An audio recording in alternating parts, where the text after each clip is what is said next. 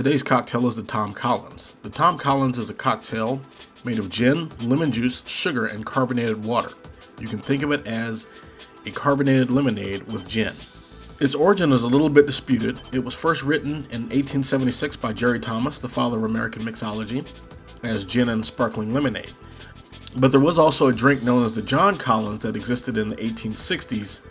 There is some speculation that changing the name from John Collins to Tom Collins was a result of the specific call out for Old Tom gin in 1869. Now, I don't know if that's actually true, but it sort of makes sense. There's also one story that says the original recipe was introduced in the 1850s in New York, but the original published recipe from 1876, sugar, lemon, gin, and a couple of lumps of ice, and then filled with plain soda. So that's the beginning of the Tom Collins. The modern recipe is 3 parts gin, 2 parts lemon juice, 1 part sugar, and 4 parts carbonated water. I think this is Mallory Archer's favorite drink if you watch the show Archer. But more importantly, again, I'm not a gin guy, but anytime you mix an alcoholic beverage with something that I know the base flavor is good, I'm willing to try it. So in my mind, I can kind of see the juniper berries, the juniper taste of the gin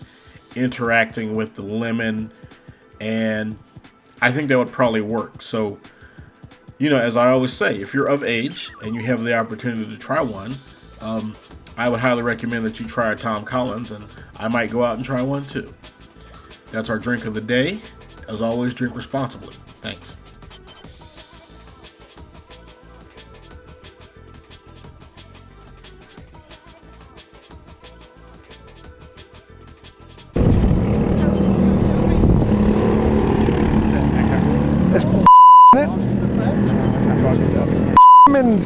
Right there. If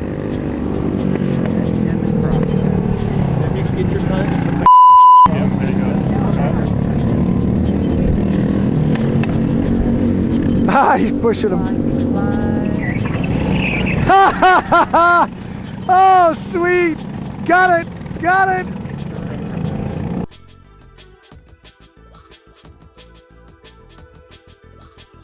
Okay, let's talk about the 2008 Rock Island Grand Prix. To understand the Rock Island Grand Prix, you first have to understand the Quad Cities, of which Rock Island is one. Even though it's called the Quad Cities, really it consists of 5 primary communities, plus a number of smaller outlying communities. So really what we're talking about is Davenport, Iowa, Bettendorf, Iowa, Moline, Illinois, Rock Island, Illinois, and East Moline, Illinois. But when you look at the larger metropolitan area, you're also talking about LeClaire, Iowa, Port Byron, Illinois, Rapid City, Illinois, Hampton, Illinois, Eldridge. There's a lot of, sort of if you look at the greater metropolitan area, because you're talking about Western Illinois and Eastern Iowa, and there's not a lot out there. The Quad Cities is the largest metropolitan area on the Mississippi River between Minneapolis, St. Paul, and St. Louis to the south. So there's a pretty good stretch out there where there's nothing but corn. Chicago is 150 miles away, give or take. St. Louis else nearby, and so they kind of band together. So while it's called the Quad Cities, it really is a metro area of 8 or 9 communities banded together. In a former life, it was an industrial hub of the Midwest. At points in the past, John Deere, Farmall, Case, International Harvester, and Caterpillar all had factories in the area. And during the 70s and 80s, because of the changes in the agricultural business, a lot of those companies left town. International Harvester's factory closed. Case IH, their Farmall tractor factory, closed. John Deere cut its labor force by about half, and Caterpillar closed its factories in the area. So if you can imagine, here's this tough, gritty river town in the Midwest that had been fueled by people who took steel and iron and turned them into tractors and plows and combines and bulldozers. And its core industries, its economic base, just dried up and blew away. When that happened, a lot of the population left, and the town, or the towns that make up the Quad Cities region, went through some tough times and eventually came out of that. So in the 90s, they really struggled and fought to grow the town and to add a new economic base. But I could see the scars, even though things were different. Downtown had a couple of brand new shiny touristy areas, and some of the area golf courses had recently been refurbished, and there was a PGA event played locally. A lot of things had changed and gotten much better than they had been during the worst of the dark years, but you could still see a metropolitan area that was striving to draw people to it and coming up with ways to draw tourism dollars and visitors to the area. And I think the Rock Island Grand Prix grew out of that desire, that need to attract people to the area to spend money. I mean, honestly, if you think about it, the idea of a Labor Day weekend, internationally renowned go-kart street race in, I hate to phrase it this way, but podunk middle of nowhere Midwest America.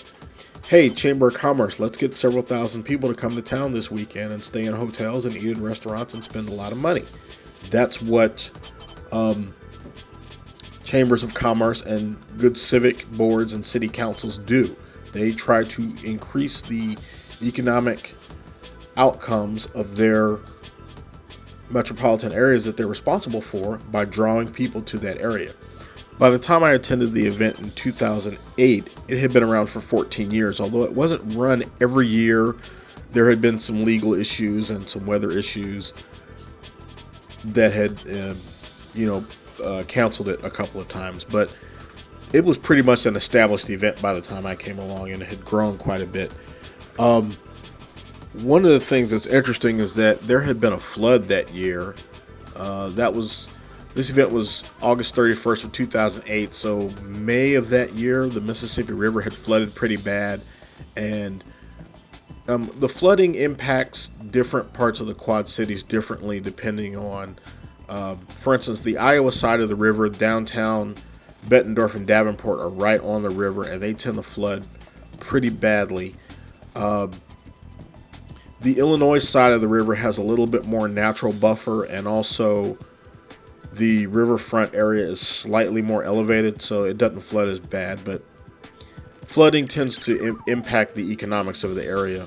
And I think everybody was happy that the river had gone down, and that even though summer was winding down, there was a lot of, optimism, because it had been a tough spring, and following hard times, a lot of times people sort of relax and release that energy. And I think that summer and fall were just anticipated because the river had gone down, and they had beat the mighty Mississippi again, so to speak. But the event, from a spectator point of view, the event was just incredible. I had never seen anything like that before.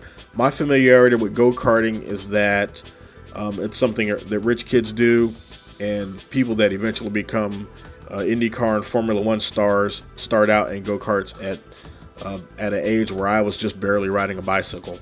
So that's kind of my opinion on that. The fastest go-kart I've ever been on in my life got up to a whopping 30 miles an hour, and probably not quite that fast with my large posterior sitting on it.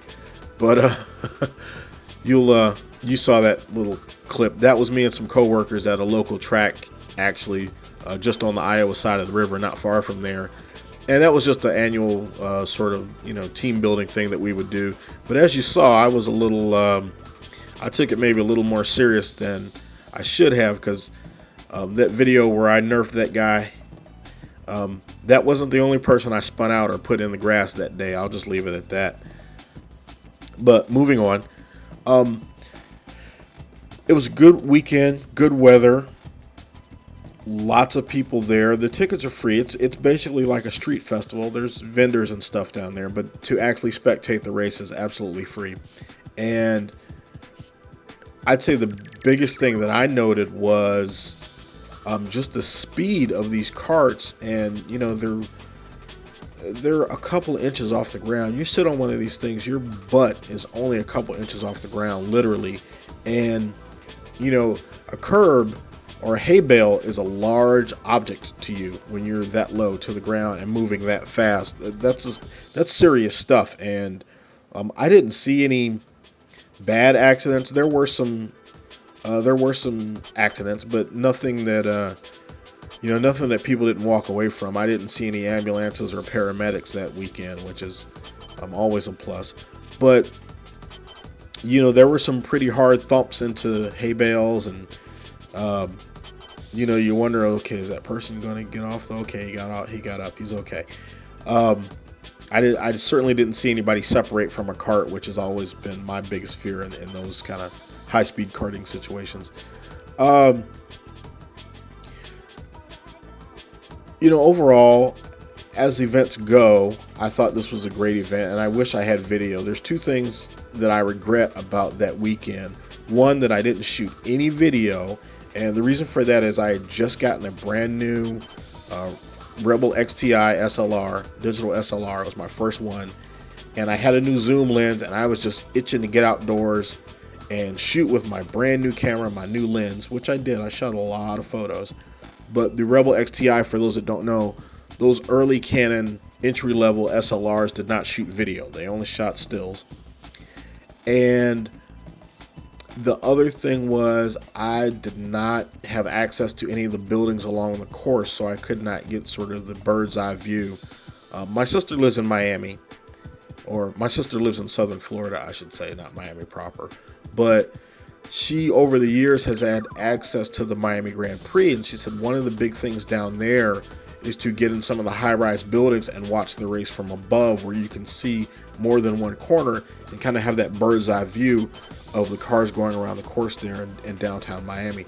And I thought about that after the event. It's like, wow, how much better would this have been if I could have got up in one of these office buildings and been looking down on the course from above. So those are the two regrets I have, but I'm really glad I went. One of the things about the Rock Island Grand Prix is that it's Labor Day weekend, and traditionally, when I lived in the Midwest, I had a college buddy that lived in Chicago, and Labor Day weekend I would often spend in Chicago at Soldier Field watching the Chicago Football Classic. And I don't remember what it was about 2008 that made me stay in Rock Island. I think I was broke, honestly, because Labor Day weekend, if I wasn't in Chicago and I wasn't in my race car, that probably means I was out of money. After going back through all my files and photos and everything, what I remembered was my last HPDE in October of 2008, my exhaust system broke. The header cracked about 5 miles from home, and I just crawled under the car and cut the exhaust hangers and cut the oxygen sensor cable and just left the whole exhaust system laying there on the interstate and drove the last 5 miles home with my earplugs in. I put the car in the garage in October of 2007, and I did not drive it again. That's what happened. I spent the spring and summer of 2008 buying parts because I was going to install the turbo kit, and I said if I'm putting the turbo kit in, I might as well do the rear brakes and the suspension and everything while I'm doing that. The project got out of hand. I spent the whole summer buying parts and not driving anything, and that's why Labor Day 2008 I didn't have anything to do because the car was on jack stands in the garage. Let me get back on topic. It was a good event. I loved it. Like I said, my only regrets were that I didn't shoot video and that I was not able to get up in some of the buildings along the course and get the bird's eye view.